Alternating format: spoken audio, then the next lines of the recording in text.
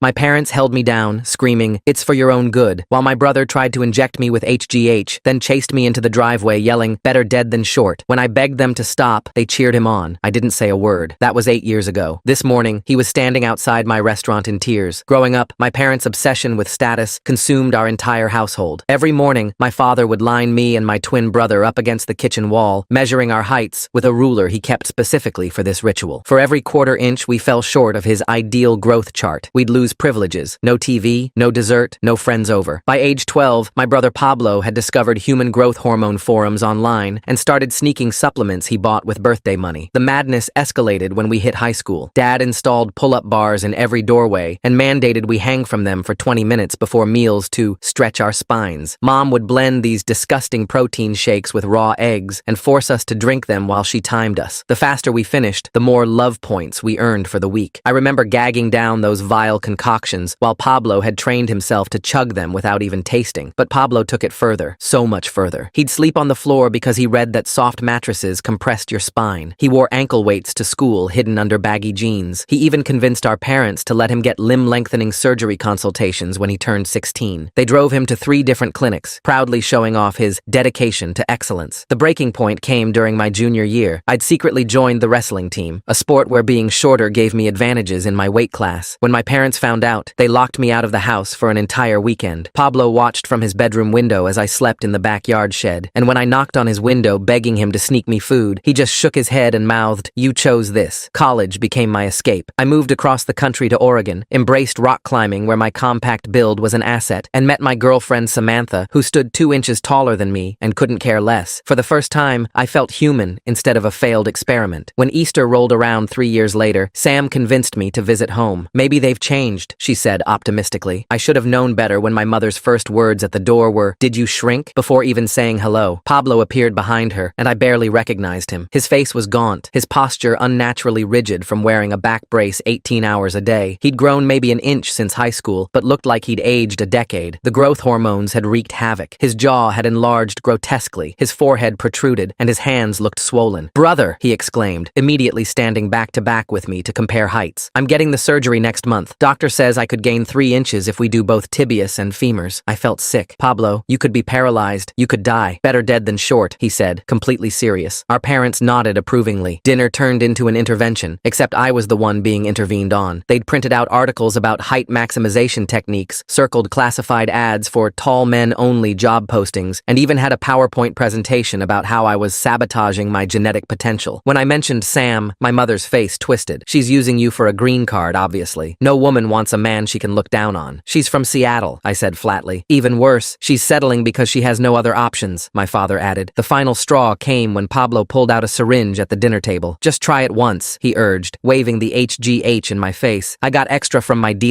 doctor. When I refused, he lunged at me, trying to inject me by force. Our parents cheered him on, my mother actually holding my arms while my father shouted, "It's for your own good." I broke free and ran, Pablo chasing me with the needle, his chemically destroyed body barely able to keep up. I made it to my rental car and peeled out, watching in the rearview mirror as my entire family stood in the driveway, my brother still waving the syringe like a madman. The next morning, I woke up to 47 missed calls and a string of voicemails that progressed from disappointment to disownment to Pablo sobbing that I was choosing to be genetic waste. 2 months later, I got a call from a hospital in Mexico. Pablo's surgery had gone wrong, catastrophically wrong. The nurse spoke broken English, but I understood enough. Infection, complications, come immediately. Her voice was professionally calm, but I could hear the underlying urgency. I booked the first flight out, my hands shaking the entire time. Sam wanted to come, but I told her no. This was my family's mess. My brother bleeding out for a few inches of bone. The hospital was exactly what you'd expect from a cut-rate medical tourism facility. Peeling paint, flickering lights, and that smell of disinfectant trying to mask something worse. The taxi driver had tried to warn me, speaking rapid Spanish and making cutting motions at his legs. I found Pablo in room 247, my parents flanking his bed like gargoyles protecting their broken treasure. His legs were wrapped in blood-stained bandages. External fixators, these metal cages, surrounded both legs with pins going straight through the skin into bone. The contraptions looked like torture devices, which I suppose they were. He looked smaller somehow, despite the hardware meant to make him taller. The smell in the room was sweet and rotten, infection mixed with industrial antiseptic. My mother saw me first. Her face lit up like I was there to join their crusade. "You came. I knew you'd understand eventually. Family supports. Family." Dad just nodded, as if my arrival validated decided something he'd believed all along. I approached the bed slowly. Pablo's eyes were closed, but I could tell he wasn't sleeping. The heart monitor gave him away, speeding up as I got closer. His face was waxy, sweat beading on his enlarged forehead despite the air conditioning. The doctor came in, this young guy who looked like he'd rather be anywhere else. His coat was stained, his English heavily accented as he explained that the infection had spread to the bone. Osteomyelitis, he called it. They'd managed to stop it, but Pablo would need months of antibiotics. The lengthening process had to be halted. Any further manipulation could spread the infection to his bloodstream. My father immediately started arguing. He demanded they continue the procedure, waving a contract in the doctor's face. My mother backed him up, insisting they'd paid for 3 inches and expected 3 inches. "We didn't come all this way for nothing," she shrieked. The doctor just shook his head and left, muttering something in Spanish that didn't sound complimentary. That's when Pablo finally opened his eyes. They were bloodshot, pupils dilated from whatever painkillers they had him on. He tried to speak, but only managed a croak, his lips cracked and bleeding. I got him water, helped him sip it slowly. My parents watched like hawks, probably worried I'd poison him with shortness or something equally ridiculous. The water dribbled down his chin, and I wiped it away, feeling how hot his skin was. Fever. The infection wasn't as controlled as the doctor claimed. Pablo grabbed my wrist. His grip was weak but desperate, his swollen fingers barely able to close around my arm. He pulled me close and whispered something I couldn't make out. I leaned in further, close enough to smell the sickness on his breath. "Get me out," he rasped. "Please, get me out of here." I pulled back, confused. My parents immediately swooped in, asking what he'd said. I lied, told them he wanted more water. But as I looked into my brother's eyes, I saw something I'd never seen before. Fear. Real, bone-deep terror. The golden child, the height warrior, the one who'd chosen excellence. He was finally afraid of what he'd become. I stayed in Mexico for 3 days. 3 days of watching my brother fight infection while my parents fought reality. They'd rented an apartment near the hospital, this dingy place with bars on the windows and a kitchen that smelled like gas. Every morning they'd drag me there to plan Pablo's recovery strategy over instant coffee and stale pastries. The planning sessions were insane. Mom had brought binders full of research on bone healing, growth factors, and alternative therapies she'd found online. Dad sketched diagrams of pulley systems we could install at home to keep stretching Pablo's legs during recovery. They talked about him like he was a project, not their son dying of infection in a foreign hospital. I spent most of my time at Pablo's bedside while they schemed. The other patients in the ward were all there for the same reason. Medical tourism gone wrong. The guy in the next bed had gotten dental implants that rejected. Across from us, a woman's botched nose job had collapsed. We were all Americans who'd chased cheaper procedures south of the border and paid for it in flesh. Pablo drifted in and out of consciousness. When he was lucid, he'd beg me to call the American embassy to get him transferred to a real hospital. When the fever spiked, he'd ramble about being tall enough to ride roller coasters, to reach the top shelf, to look Dad in the eye. The antibiotics weren't working fast enough. I could see it in how the nurses whispered, how they changed his bandages more frequently, how the smell got worse despite their efforts. On the 3rd night, I made a decision. I waited until my parents went back to their apartment, then found Pablo's doctor smoking outside the emergency entrance. I offered him $5,000 cash, my entire emergency fund, to transfer Pablo to an American hospital in San Diego. He took it without hesitation, probably happy to get rid of a problem patient. The transfer happened at dawn. I rode with Pablo in the ambulance, holding his hand as we crossed the border. He was delirious by then, mumbling about growth charts and love points. My parents didn't know until we were already across. The voicemails started immediately. Threats, accusations, promises to have me arrested for kidnapping. I turned off my phone and focused on my brother. The American hospital was like stepping into a different world. Clean, efficient, doctors who spoke clear English and looked horrified at Pablo's condition. They rushed him into surgery to clean out the infection, remove the infected bone segments, stabilize what was left. I sat in the waiting room for 6 hours, drinking terrible coffee and wondering if I'd saved my brother or stolen him. When Pablo woke up after surgery, he was different. The fever was gone, but so was something else. He stared at his legs, shortened now from the removed bone, and didn't say anything for a long time. The surgeon explained he'd be about 2 inches shorter than before the procedure. Pablo just nodded, no emotion on his face. My parents arrived that evening like a hurricane. Security had to escort them out twice when they tried to physically remove Pablo from his bed. They accused me of sabotage, of jealousy, of destroying Pablo's future. Mom actually spit at me. Dad tried to punch me but missed, his rage making him clumsy. They were banned from the hospital after that, which only made things worse. Pablo needed months of recovery. The hospital bills were astronomical. Insurance wouldn't cover elective surgery complications, especially not ones that happened in Mexico. I emptied my savings, maxed out credit cards, even sold my car. Sam helped without me asking, transferring money despite my protests. My parents, who'd spent hundreds of thousands on height enhancement over the years, contributed nothing. They said Pablo was dead to them now that he'd chosen mediocrity. I moved Pablo into my apartment in Oregon. Sam and I converted the living room into a recovery space, complete with hospital bed and physical therapy equipment, not for stretching, for learning to walk again. The infection and surgeries had damaged nerves, weakened muscles. Some days Pablo couldn't even stand without help. The physical therapy was brutal. Pablo had to relearn basic movements, rebuild strength in legs that had been broken and infected and pieced back together. But worse was the mental adjustment. He'd spent his entire life defining himself by height, by growth, by the pursuit of vertical excellence. Now he was shorter than before, permanently damaged from chasing inches. Depression hit hard. Pablo would stare at old photos of himself, measuring the difference with his eyes. He kept the ankle weights by his bed like relics of a lost religion. Some nights I'd hear him crying, these deep, gulping sobs that shook his whole body. He'd lost more than height. He'd lost his entire identity. Our parents kept calling, leaving increasingly unhinged messages. They'd disowned us both now, written us out of wills, told the extended family we were dead. They started a blog about parenting failures, where they documented everything they'd done right and how we'd thrown it away. The comments section was full of other height-obsessed parents sharing similar stories of ungrateful children. 3 months into recovery, something shifted. Pablo started talking during physical therapy instead of just grunting through exercises. He asked about my life, about Sam, about rock climbing. He watched me train on the climbing wall I'd installed in our garage, seeing for the first time how my body wasn't a failure, but perfectly designed for something our parents never imagined. He started going to therapy, real therapy, not the height maximization counseling our parents had forced on us. The therapist specialized in body dysmorphia and cult deprogramming, which turned out to be exactly what Pablo needed. He'd bring home worksheets about self-worth, about identity beyond physical attributes, about breaking free from toxic family systems. Sam became his biggest cheerleader. She'd take him to her basketball games, introducing him to teammates who saw height as just one tool among many. She taught him to cook, to garden, to find joy in things that had nothing to do with measurement. Watching them bond over sourdough starters and herb gardens was surreal